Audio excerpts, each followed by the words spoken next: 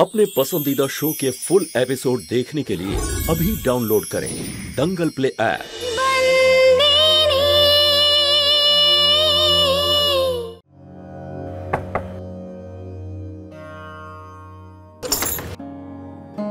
हितेंद्र तुम्ही चलो सिंधु কোথায়? আমি তো বললাম চলো।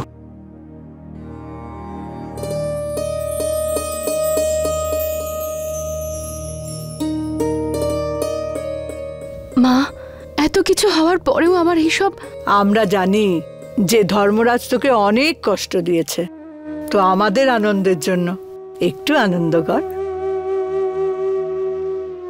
হ্যাঁ সন্তু, তোমার জন্মদিনে তোমার এই কষ্ট আমরা দেখতে পারবো না।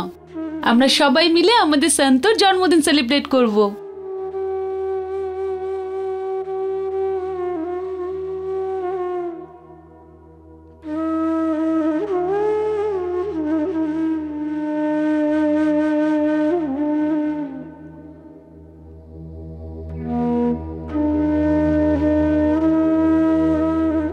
দেখো সন্তু, যদি কাঁদলে তোমার মন হালকা হয় তাহলে আমি তোমাকে আটকাবো না। আমি কোনোদিনও ভাবিনি যে মালিক আমার সাথে এরকম করবে। আজকের পর থেকে আমি আমার জন্মদিন পালন করব না। আচ্ছা বাবা, ঠিক আছে, এরপরে আমরা কোনোদিন পালন করব না, কিন্তু আজকের দিনটাই করি। দেখো সন্তু, তুমি ছেলের কথা না শুনলে একজন বন্ধুর কথা তো শুনতেই পারো, প্লিজ। শাশুড়ি মা এবারে তো আসুন। আরে আমাদের জন্য না হোক, অ্যাটলিস্ট বিভার জন্য তো এসো। দেখো কখন থেকে অপেক্ষা করছে তোমার কেক কাটার জন্য। হ্যাঁ সন্তু, এসে কেক কাটো না। দেখো আমি কেকে কিছু লিখেওছি।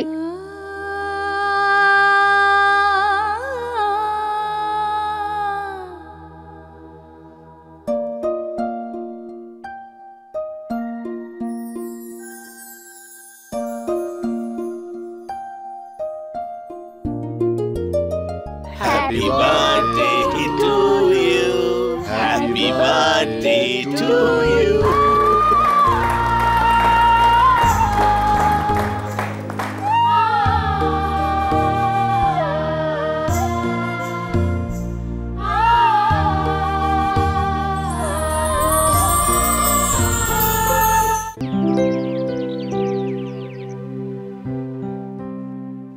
জয় ভবানী।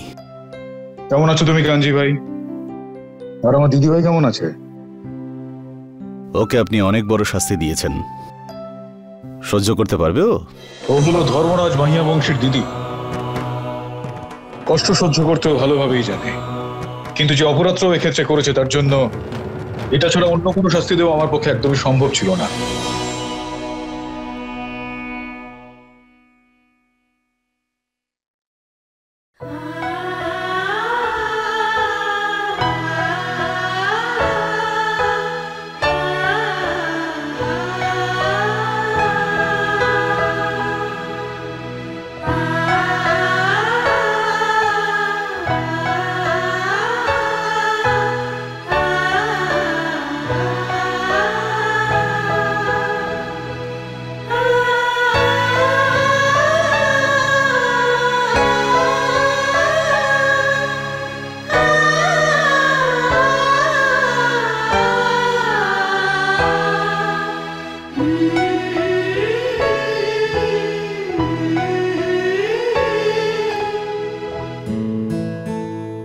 মালিক, আপনি মালকিনের জন্মদিনের জন্য যে হার বানানোর কথা বলেছিলেন, হার একেবারে তৈরি হয়ে গেছে।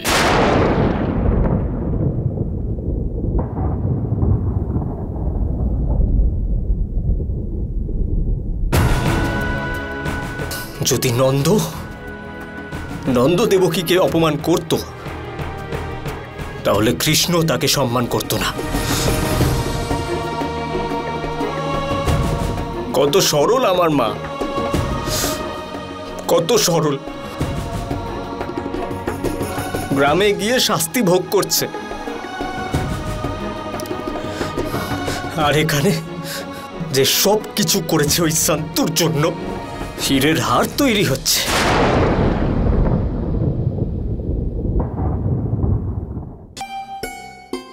আমি জানি যে সন্তুর আজকে জন্মদিন ছিল, তুই কেন সব চিন্তা করছিস? ও থাকুক বা না থাকুক তোর জন্য তো একই কথা না। ও ঘরে থাকুক কি স্টোর রুমে থাকুক কি বাইরে থাকুক, তোর কেন চিন্তা হচ্ছে এত? হ্যাঁ, আজকে তুই মেয়েটাকে কষ্ট দিয়েছিস, আজকে ওর জন্মদিন ছিল, তুই 5টা মিনিট দিতে পারলি না? না, তুই বড় আর তোর অহংকার বড়। সব স্বামী তার স্ত্রীকে জন্মদিনে উপহার দেয়, তুই খুব ভালো উপহার দিয়েছিস বাবা। তুই এত কষ্ট দিলি যে ও সহ্য করতে পারিনি। কোথায় আছে ও এখন? যাও ওকে ডাকো তুমি। চলে গেছে ও দাদুর কাছে। চলে গেছে এটা মানেটা কি? তুমি আটকালে না ওকে আজকে? এখানে থেকে বেচারি কত সুখ পেয়েছে, ওখানে থাকলে তোর উপেক্ষাটা তো সহ্য করতে হবে না। তুই থাক একলা, আর সুভদ্রা ছবির সামনে বিড়বিড় কর আর ওরকমই থাক, খুব ভালো থাকবি। খুব ভালো করেছে ও চলে গেছে। তুই ওকে শাস্তি দিয়েছিলিস না কথা না বলার, এখন একটা কাজ কর, আমার সঙ্গে কথা বলা বন্ধ করে দে। কি সব বলে যাচ্ছ তুমি? বুঝতে পারছো কি বলছো? তুই ওকে শাস্তি দিয়েছিলিস না, আজ আমিও তোকে শাস্তি দিচ্ছি, আমিও তোর সাথে কথা বলবো না।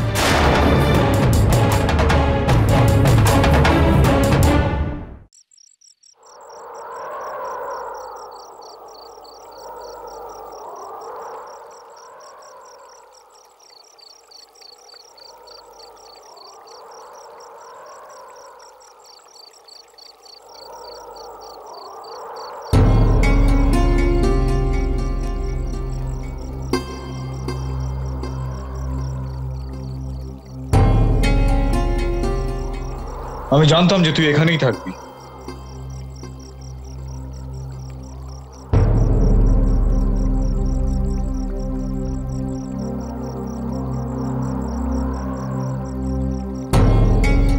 বলেছিলাম তো আমি তোকে, হ্যাঁ আমি বলেছিলাম না যে তুই বাড়িতেই থাকবি এবং বাড়িতে থেকে শাস্তি ভোগ করবি? আমি বলেছিলাম কি না?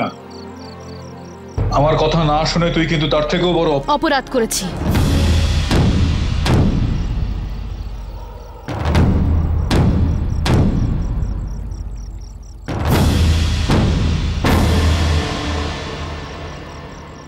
কেউ হাসলে অন্যায়, আর ভালোবাসলে অপরাধ, আর যদি নিজের লোকের জন্য কিছু করে তাহলে ভুল। মালিক, আপনি আমাকে এটা তো বলে দিলেন যে আমি অপরাধী, তাহলে বলুন আমার কোন শাস্তি প্রাপ্য? যেই দিন থেকে আমি এই বাড়িতে এসেছি শাস্তি তো ভোগ করছি। সমস্ত গ্রামবাসীর সামনে আপনি আমায় বিয়ে করলেন, এখানে আমার কোথায় ভুল ছিল? আমার তো গৃহপ্রবেশও হয়নি, আমাকে তো ভাড়ার ঘরে ফেলে রাখা হয়েছিল। ওখানের ইঁদুর টিকটিকিরা আমাকে স্বাগত জানালো। আপনি আমাকে কোনোদিনও দেখতে আসেননি যে আমি কেমন আছি। এখানে আমার দোষ কোথায় ছিল মালিক?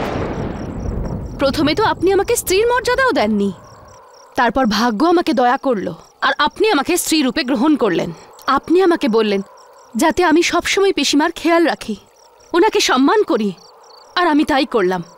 কাঞ্জি কাকা আর পিসিমার বিষয় আমি কিচ্ছু বললাম না, চুপ করেছিলাম আমি শুধু পিসিমার মর্যাদার জন্য, আপনার আর পিসিমার সম্পর্কটার জন্য। তাও আমাকেই শাস্তি পেতে হলো। আজ আমার জন্মদিনে এক মুহূর্তের জন্য আমার পাশে এসে দাঁড়ালেন না। আজকে যখন আপনি এখানে এলেন আমি ভাবলাম আপনি আমাকে নিতে এসেছেন, কিন্তু না, প্রতিবারের মতো এবারও শাস্তি দিতে এসেছেন। ক্ষমা করুন মালিক, আপনার সামনে দাঁড়িয়ে এত কথা বলে আমি আমার অপরাধ আরো বাড়ালাম। তাহলে বলুন এই বন্দিনীকে কি শাস্তি দেবেন? আমি আমার শাস্তি ভোগ করার জন্য তৈরি মালিক, বলুন কি শাস্তি দেবেন?